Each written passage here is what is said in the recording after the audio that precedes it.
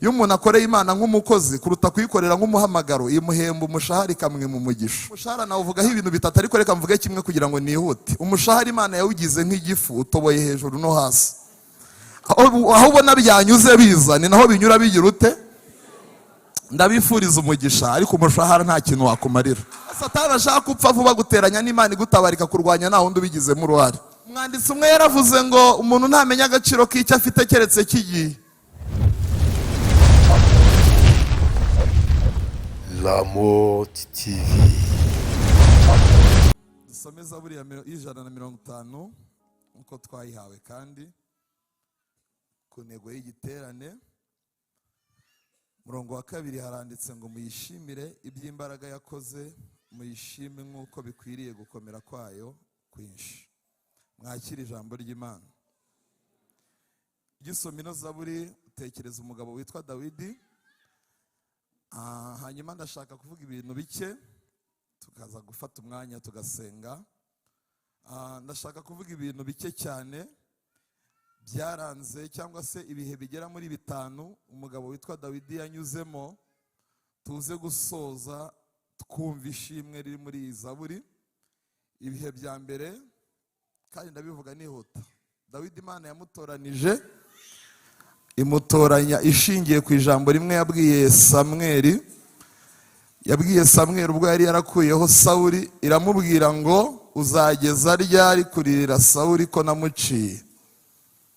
Kandi mu bintu biteye ubwoba, Imana yaciye Sawuli muri Isiraheli, imuca mu buryo bwo mu mwuka. Mu ijuru bavuga ko Sawuli igihe cye cyo kuyobora Abisiraheli kirangiye, ariko kandi Sawuli akomeza kwitwa umwami w'Abisiraheli, ariko mu ijuru bemeje ko igihe cye cyarangiye. Imana ivuga ijambo rikomeye, ibwira Samweli ngo Samweli yakundaga Sawuli cyane, kuko ibipimo bya Samweli bijya gusa cyane nk'iby'abarokore muri iki gihe iyo barimo batoranya abantu mu nshingano runaka. Cyakora amatsinda yose, amakorari, abadiyakoni, ibyiciro byose, mu nshingano z'abayobozi haba harimo amatsinda 3. Haba harimo ababikwiye n'ababishaka n'ababitoranyirijwe n'Imana. Ababikwiye ni kwa kundi mwebwe mu bipima mukabisuzuma, mukavuga ati uyu muntu dukurikije ko ari inyangamugayo, nta muntu arareba nabi, habe yitwara neza mu mico no mu miki no mu myifatire, uyu muntu yayobora. Ibyo ngibyo ni ibyanyu, kurwanya uruhande uwo muntu arabikwiye. Ngo na Samweli ngo yitegerezaga ikirere cya Sawuli akamukunda cyane. Hakaba itsinda rya kabiri ry'ababishaka. Hari igihe umuntu ashaka ibintu cyane, akabona umuntu ashaka kuyobora nibature, akayobora abakora amasuku, akayobora ibyuma, akayobora amateraniro y'imibyizi, akayobora abadiyakoni, ukabona ibintu byose umuntu arashaka kuba umuyobozi wabyo, kandi ukabona n'ikiguzi byamusaba yagitanga ngo bikunde. Abo ni abagize gute? Ababishaka. Ariko hirya y'ababishaka rero naho, ariko ababishaka Imana itabatabaye bashobora kutazajya mu ijuru, kuko umuntu ahajya nihaviramo, kandi igiti kigwiraho gihengamiye. Iyo umuntu ashaka ikintu, twari tumufite yashakaga kuba mwarimu ku bubi no ku bwiza, aza kwiringira ko yenda kububona, benda kuzamwerekana, ashaka n'impano ayiha umuntu uzayimuhereza bamwerekanye. Agati tugomba kwica amagini ziko mubyita se. Agati wowe uzayinzanire uzareba agashya, ariko ku byago bye birangira bifeirinze ntibamwerekana. Sibye Imana yazamukiza icyo gikomere, ubundi birakaze. Ko mwe mukunda imirimo igaragara, ariko nitagaragara ni imirimo. Ubu ntabwo imirimo ari ibindi gukora byo kubwiriza gusa no kudirija no kwantona. Hariho n'indi mirimo itagaragara kandi mu ijuru bazi. No gukora amasuku buriya ni imirimo. Ubwo kandi biriya bintu icyo mbikundira nta n'uwabirwanyirizwamo. Ufashe ibiroso ukajya gukora ubwiherero bakurwanya, yo si imirimo. Ugiye gusura inzu y'imbohe bakurwanya ngo wigenda, yo si imirimo Yesu yatubwiye. Iryo ni itsinda rya kabiri ry'ababishaka. Hakaba igice cya gatatu rero cy'abantu batoranyijwe n'Imana. icyitonderwa, muri maso mbaganirize, Imana ntihamagara umuntu ushoboye, ahubwo ihamagara ushobotse, kuko hari igihe umuntu aba ashoboye ariko adashobotse. Imana rero ikabona umuntu ushobotse ikavuga ati nzajya nkushoboza ibyo nshaka byose. Haleluya! Yesu mwene Dawidi. Kandi reka mbabwire, bimwe mu bintu mushingiraho inaha mu ijuru ntibabyitayeho. Imana yahamagaye Mose, hanyuma Mose yari asanganywe ikibazo cyo kudidimanga kandi ataranahura nayo. Mu bintu bimwe nshaka kubabwira muri iri teraniro, mu mpamvu zituma abantu bamenyera Imana nuko bataziranye nayo. Abenshi bayikorera batayizi, bakuvuga ibyivuzo ariko badaherukana nayo. Mose ngo yavuganye n'Imana ku buryo bagihura, noneho byarikubye kudidimanga, abonye ukuntu iteye ubwoba. Witeka Mana yanjye, Farawo uramumuzi, nzagenda nuku kumvuga. Imana imubwira ijambo rikomeye, iramubwira ngo nijye utanga kuvuga neza nkatanga n'uburage. Ntiyigeze ikosora ikibazo cyo kutavuga.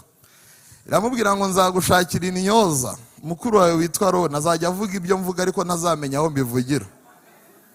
Kandi turabafite, hari abantu babikurikiranya neza ariko bikagaragaza ko bataziranye n'uwo babivugira. Ko hari ibintu bitatu bituye mu muntu bitagira n'isano. Icya mbere ni umunwa na nyirawo.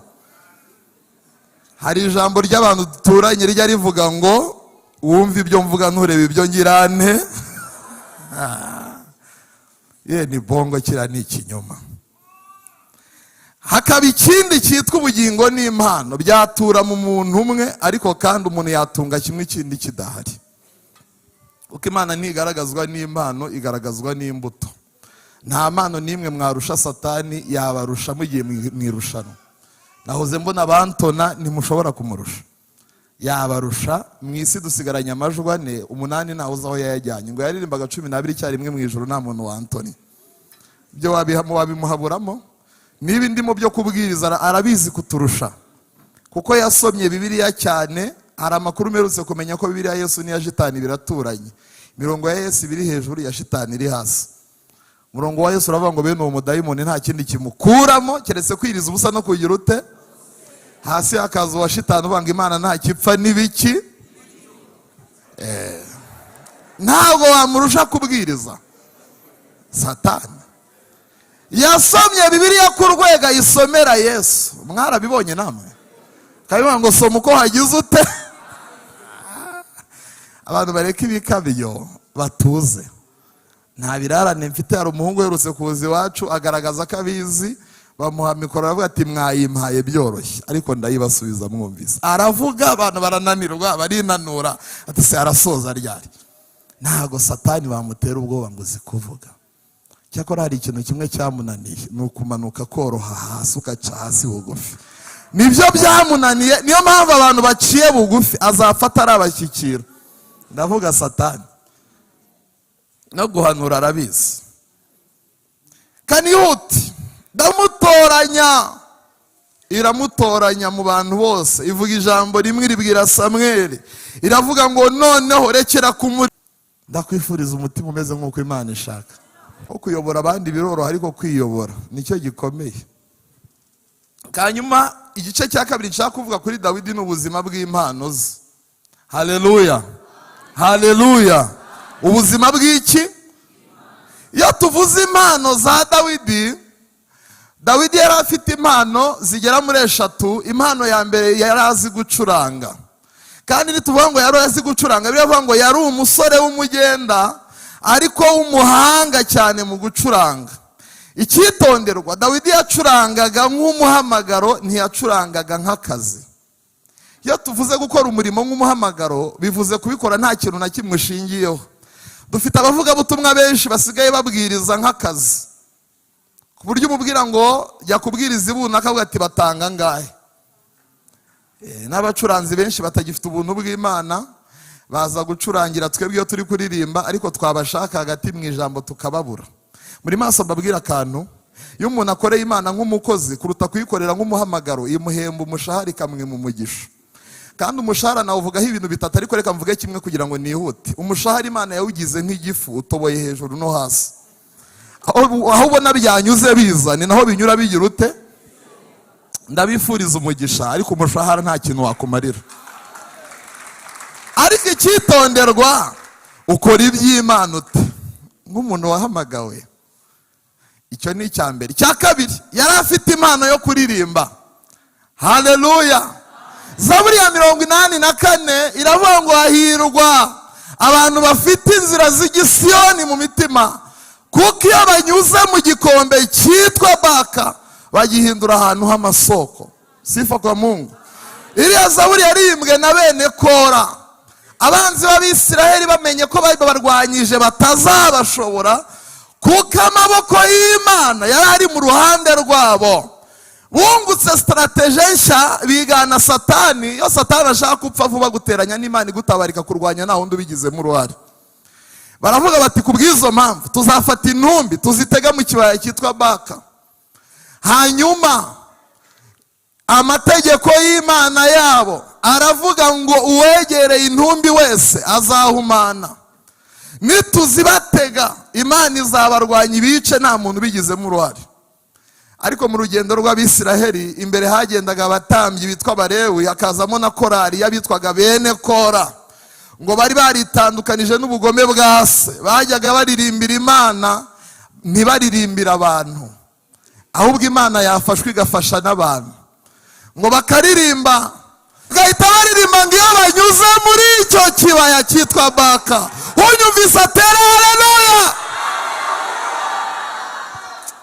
Ako Mana yo mu ijuru. Yesu mwene Dawidi. Nari mvuze ngo tandukana no kuririmbira abantu, ahubwo imirimo ya kamere. Mana yo mu ijuru, umuntu asengana ubwibone iminsi 7 ikarangira butaragenda. Umva ko haje n'abagakondo ngo bateye imbere ngo batanga umuti wirukana abajura, sibyo ko ntaho bajya.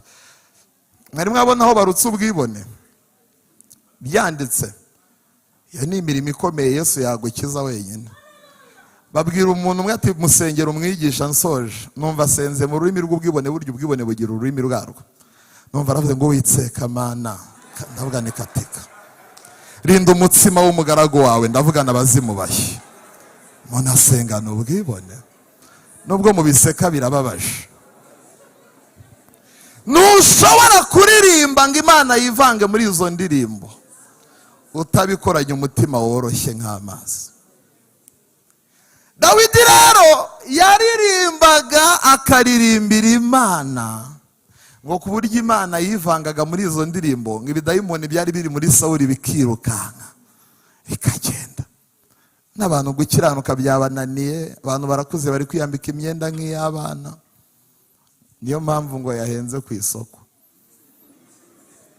Ntabwo umuntu ari kuzamura akagenda azamura ngo ni umusirimu. Ariko reka mbabwize uko hari ibintu bitatu utahisha: imyaka n'inkorora n'ubukwe. Imyaka ibyo wigira umwana, urabeshya nibagera hazamuka bazakumenya. Zagenda atebe mu ndindire numva kigize ute.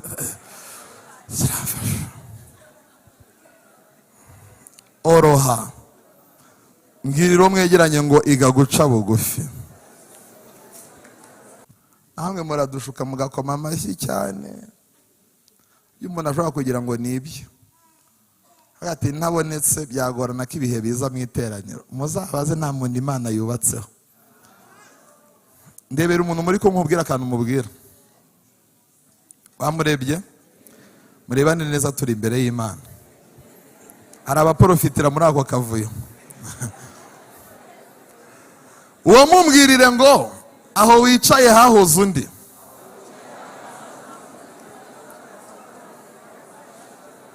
Ngaho ni mugaruki.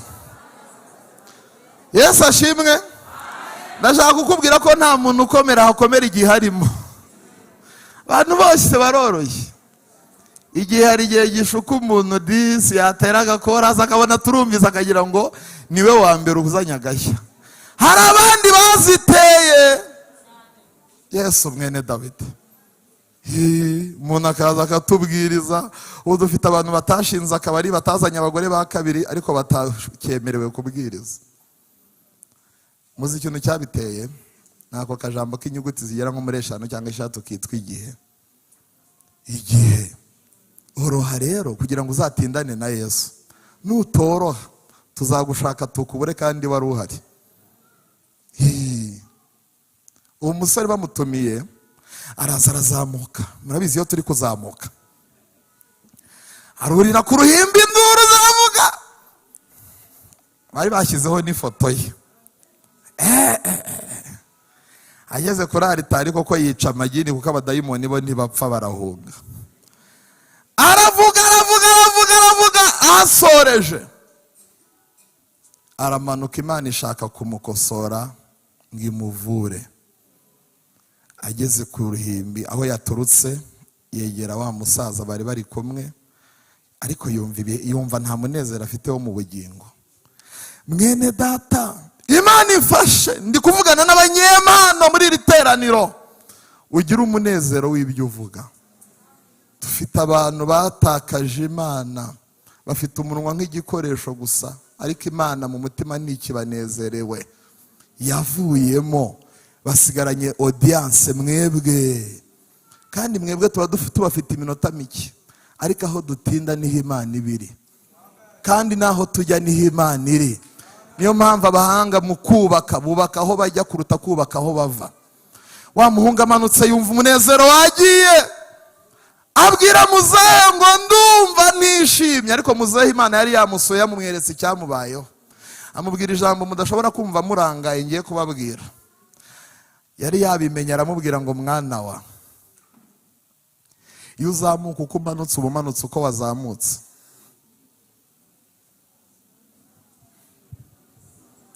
Murumva abaririmbyi n'abahubiri turi mu iteraniro, iyo uzamuka uko umanutse uba umanutse uko wazamutse. Urumva yazamukiye mu kirere, amanuka byagize ute? Ukwiye koroha, Imana ikazakuzamura ariko utizamuye. Ntabwo mwumvise iryo jambo? Oroha, Imana izakwizamurire mu mpano yose waba ukoresha mu rusengero, kuko Imana ushobora kuzayisigarana ariko nyirayo akagenda. Samusoni muramwibutse? Hari abantu bazi ko Imana yavuye muri Samusoni umunsi bamwogosha umusatsi. Hoya, narabibabwiye. Hari umukobwa wo muri Kongo witwa Joyce, yaravuze ngo ikintu apfa n'ubukristo kimwe, ngo ni uko bugenda butasezeye wowe bwari butuyemo.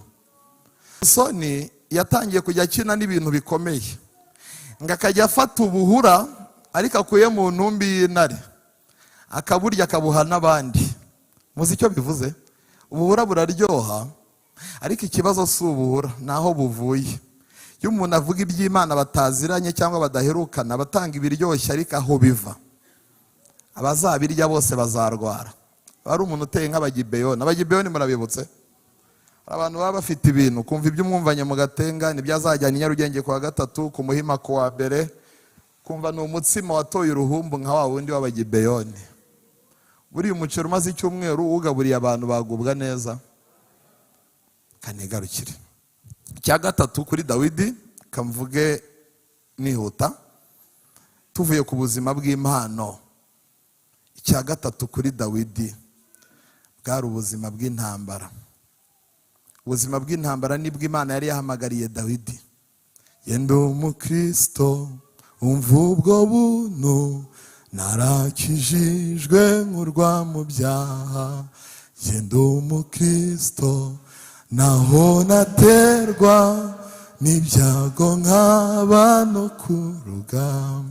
Yewe ngenda umukristo, ndumutabazi, mu ntambara ndasana n'ibyaha, mfite umugaba n'umwami Yesu, nitubaha. Muramburira amaboko umwami Yesu. Yewe ngenda umukristo, ndumutabazi, mu ntambara ndasana n'ibyaha, mfite umugaba n'umwami Yesu, nitubaha. Yesu we, fasha muri iri teraniro. Yenda umukristo, ndumwimukira, nakomeje mu rugendo rwanjye. Ibyino mw'isi ndabihinyuye, sigaye nifuza ibyo mu ijuru. Yewe nge ndi umukristo, gakondo yacu iri mu ijuru. Yesu we, nazariba hoyana n'imiruho abaho. Nge ndi umukristo, icyo ni ikintu gihumuriza umutima wawe, icyo kinyibagiza ibyago byose, kumva nduhuwe n'umwami Yesu. Yewe nge ndi umukristo, uko ndi kose, maze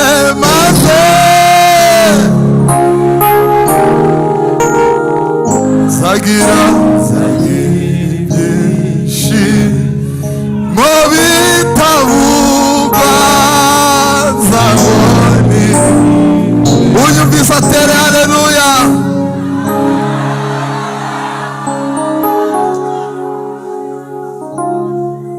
Ndabifuriza kuzajya mu ijuru.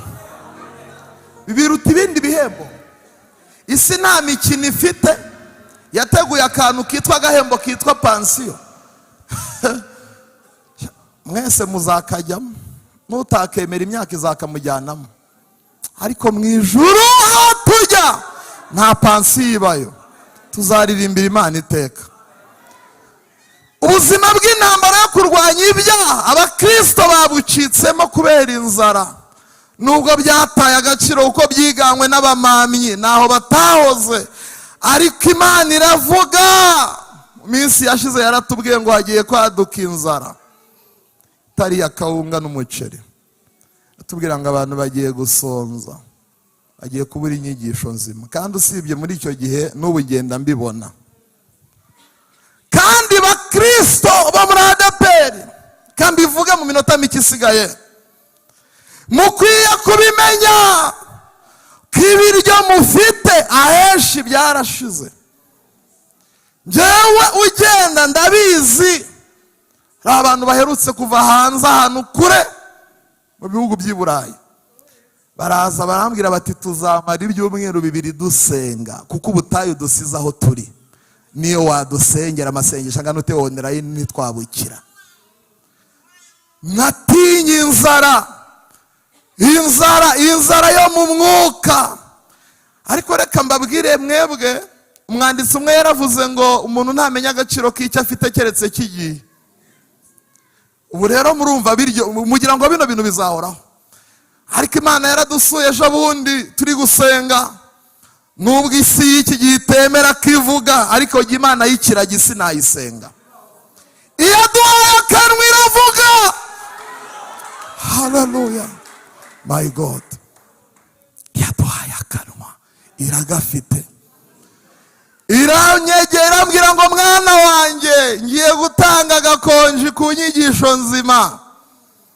Kubera ko abantu biraye bagira ngo ibi bintu bafite ni ibintu biri aho ngaho gusa. Irambwira ngo ngiye kubaha agakonji, maze rero jyewe sinyapfa gushirwa. Imana imbwiye ibintu simbyumve ndasobanuza. Ndayegera ngo imbwire neza. Irambwira ngo ngiye kubajyana ahandi ibi bintu muvuga bikenewe, kuko ubwo abandi babipinze hari aho bikenewe. Urugo rurimo ibiryo rugira ngo abantu bose bararya. Babwira akantu mu nteze amatwi. Abana 2 bigana, umwe ava mu rugo rukize undi mu rukennye muri primaire. Ukennye disi ubukene bwarikubye ku buryo baburaye bucyajya ku ishuri. Abwira akagenzi ke kiwabo babakire, kati yewe yunaka we, uziko tutariye ninjoro mu rugo twaburaye. Uwo mu bakire disi umeze nkatwe muri iyi minsi abapene kote. Asubiza wa wundi wo mu bakene, ariko se niba batanatetse iwanyu ureba muri firigo ukirira imineke. Bantu bafite ibiryo bagira ngo n'abandi bari kurya. Ibintu mwumva birahenze. birahenze mwibikinisha kuko ntago bihari igihe kinini. Ubuzima bw'intambara Dawidi abubamo, ariko igihe kimwe arirara. Amaze kwirara abadayimoni baramukubita.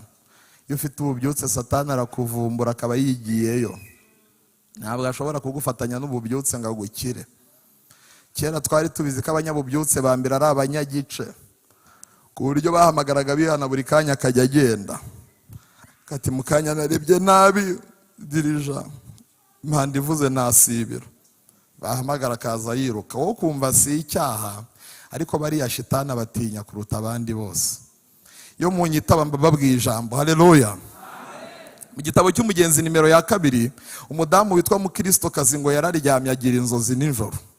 Ngagiye kubonabona mu mirambizo y'ibirenge bye, bisobanura ku mpinduka ku ngeso. Ngahabona abadayimoni babiri bagereranywaga n'ibigabo byarebaga nabi, ngo biri kuganira ikiganiro.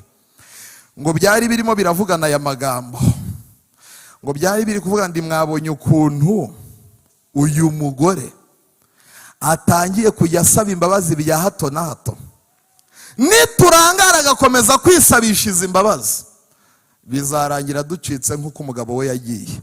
Ngahita akanguka. Buriya kambabwira ijambo rikomeye, Satani atinya umuntu uhindishwa umushyitsi n'iby'Imana. Muri maso mbabwira akantu, Billy Graham yaravuze ngo Satani ntago yambaye iriya mask isi yamuhaye. Muribuka cya shitani ukuntu social media ikigaragaza nk'ikintu cy'ibihembe gipfakanuye ibyiso gifite ibintu by'ibitwi. Billy Graham yaravuze ngo uriya si Satani. Aravuga ngo Satani ni igisobanuro kimwe, yihishe mu bintu nkunda ariko bitungura ubwami bw'Imana. Murebe ukuntu abantu bose bashaka kuba muri komite ya korali, mubona ukuntu biryoshye. Biriya bintu ngo shitani ashobora kubyihishamo. Murebe ukuntu gutinda kuri TikTok bikuryoheye kuruta gutinda usoma Zaburi. Ariko suko wahoze, ndaje nkubwira aho byavuye. Ntabwo ari uko wabihozemo, ntabwo ari uko wahoze, byakujemo gake gake. Bariya abantu bahinda umushyitsi Satani arabatinya, ariko Satani agenda yimukira aho twe tujya. Arabatiye umuntu uri ku gice sinamushobora, ariko reka njye kwicara muri tenoro, azansanga yo mu minsi iri imbere. Akaba yicaye, akaba agiye kumva, kandi uyu muntu azanye ubwoba bwinshi n'amatoni yabwo. Dirija ahagaze imbere, sa nk'uhaguruka dirija. Dirijante, ubundi ibyaha bizayimbuza abaririmbyi n'ibitanu, ariko ikigoye cya mbere ngo ni imisanzu. Hanyuma dirijante akabatereka twakire umubitsi, atubihereza itangazo ry'iminota 2. Haguruka umubitsi. Umubitsi ati turabona mu kigega nta kintu kirimo, hanyuma rero muzazirikane ko muri iki cyumweru mugomba kuzayazana. Uzi kwa Antoni Ruhande tayiko aba bantu kire kwa bakubita ku makara, akaba ari cyo gihemba bahemba, nta bindi bazi. Hanyuma wiyicariye muri tenoro waje uwo munsi akavuga ati mu izina rya Yesu, umutima ati ndapfuye, ese ibi bintu bari kuvuga bibaho. Dirijante akavuga ati akira mikoro Antona, kandi ni wa wundi wari uvuga ati namukubita ku makaro, yaririmba mukumva umuriro uratse. Ndatiye shitani akavuga ati igasi uko babigenza. Nimwiyicarira abakozi b'Imana, turimo yabyumva ko arimo arashobora kuririmba amaze no kuvuga ko yakubitana ku makaro. Wabyumvise? Ubwo n'urugero, kandi shitani agenda kuzanira imfashanyigisho gake gake, ukagenda ubyiga, ukabona umuntu waje ahinda umushyitsi ageze ubwo ahinduka intaza nk'uko Yuda yavuze mu rwandiko rwe. Naho suko watangiye wazize imfashanyigisho mbi. Dawidi rero nawe arirara, amaze kwirara Satani aramubasha, amutegurira umugore utagira umutima wogera ku gasozi dushe zihari. Ngo aragenda yogera hanze, Dawidi ahita amubona, biba birahuye. Dawidi ahita akora ikintu cyananiranye muri iyi minsi cyitwa kwitenga. Kwigira gute? Kwitenga. Ndasoje kugira ngo dusenge. Haleluya, haleluya. Dawidi ahita yiheza, amaze kwiheza. Iriya nkuru abantu barayisesenguye. Haleluya. Zaburi ya 51 iyo Dawidi yihaniyemo, abahanga barayisesenguye ngo umunsi Dawidi yakoraga icyaha. Mwebwe rero mujya mwivugisha ngo Dawidi yihanaga vuba, ntago ari byo. Niba hari umuntu watindaga ni Dawidi. Dawidi yarasambanye kandi ibyaha bigenda bihemburana. Iyo Satani akubitsemo icyaha ameze nk'ugucometsemo umuheha mu bugingo bwawe, akajya avoma mu bugingo bwawe ku buryo usigarana buke, ibyaha byose bikagutinyuka n'ibyo watinyaga kera bikagenda bikubasha. Akimara gusambana abarishe, akimara kwica abacyuye umugore w'abandi, birarangira.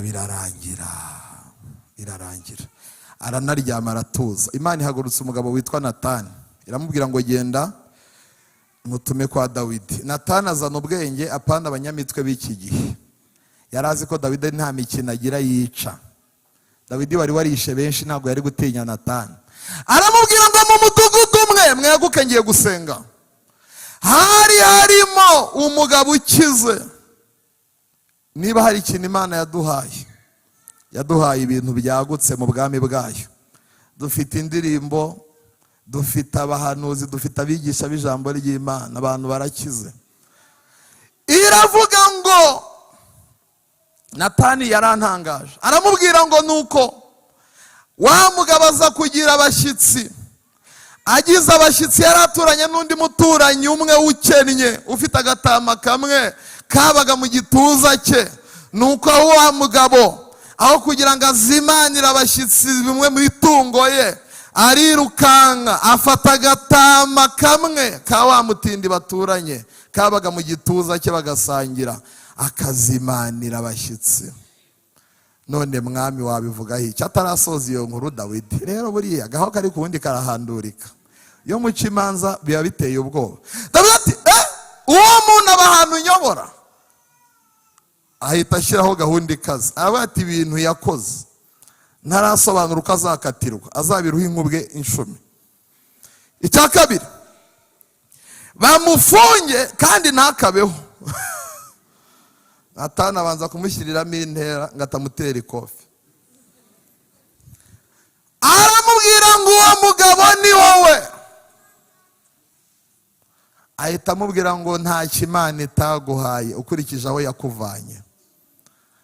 Amwibutsa ibintu byinshi nsenga. Aramubwira ngo Imana yaguhaye ibintu byinshi, niyo biba bike yari kukongereraho. Niki cyatumye ukora ibyo? Ahita amubwira ngo kuva uyu munsi Imana iraguciye. Ahita yongeraho kandi ariko arabanga Imana yakubabariye. Numva izo mbabazi. Aramubwira ariko nubwo yakubabariye, ivuze ko inkota itazava iwawe. Munyumvira izo mbabazi namwe. Dawidi yumva birakaze, ahita amubwira ati ngaho urabeho. Abasesenguzi b'iriya nkuru baravuze ngo Natani akigenda, Dawidi yahise yitenga, ava ku ntebe y'ubwami yicara hasi arambya ibirenge, yirirwa arira. Ubundi umuntu wese wageraga kwa Dawidi nimugoroba yamenyaga ko hari igitaramo cy'ibirori, kuko Dawidi yakundaga imbyino n'ababyinnyi n'indirimbo. Uwo munsi arabahagarika, aravuga ngo nta gitaramo kiri muri Isirayeli kuko nta mwami ugihari. Ibyo byabananiye kuko abantu benshi bari kurasirwa mu magare nk'ahabo. Buryo umuntu bamurasa mu gitondo akiri kuririmba, akiri kudirija, akiri kwantona, akiri guhanura, ariko bitewe n'iminsi yabwirije agatinya gutaka ngo akire, ahubwo akirirwa avirirana mu igare ku kirengarenga, ubugingo bwamushizemo, gasasigarana umunwa, ariko Imana yaravuyemo kera. Dawidi yari yagikemuye rero ariheza ngo yirirwa arira. Ku mugoroba by'imyibaje aravuga ngo mugende, nta mwami uri mu gihugu, Imana izashaka umwami utarasambana. Ariko Mana waduha uwo mutima. Ngo kugeza ubwo babwiye Natani ngo nibiki wakoze, aragaruka. Abakiri mu iteraniro, haleluya. Natani araza abwira Dawidi ngo ntago nigeze mvuga ngo uve ku ntebe. Nakubwiye ibyo. Aramubwira ati wowe igendere, ugende uganire n'uwagutumye, umubwire ashaka umwami utarasambana. Icyaduha umutima woroshye umeze nk'uko Imana ishaka. Imana irabisesengura. Naho reka mbabwire ikintu cyari cyateye Dawidi ubwoba. Yari yibutse uwo yasimbuye kuri iyo ntebe. Sinababwiye ko intebe mwicayemo zahuzemo abandi. Yibuka ko yajyaga muririmbira, ari umunyacyubahiro wemewe, ariko afatwa n'ibisazi. iyo unaniye Imana mu muhamagaro ntigukuramo, igukoresha mudakorana, ikagusigiramo kode yitwa ibisazi by'umuhamagaro. Ariyo mpamvu umuntu yakikinisha bugacya atera ikorasi, ibyo byitwa ibisazi by'umuhamagaro. Ariyo mpamvu umuntu anywa urwagwa agatinyuka akaza kuririmba muri sorute, dore ko abaririmbyi bazikunda kubi. Ariyo mpamvu umuntu yabyuka mu buriri butari ubwe, ariko agashobora kubitondeka kuruta ibyo ndimo. Hanyuma Dawidi ngaritenga, ariko mu gicuku ngo Imana iramugenderera, ngo kugira ngo imenye neza ibyo Dawidi arimo ko atari ibyo ari kwikora. Ariko Imana ijya idusura, ngiraza ngisanga Dawidi yiheje, irangije imuhamagarira kure, iravuga ngo Dawidi mwana wanjye, umva ijambo riryo.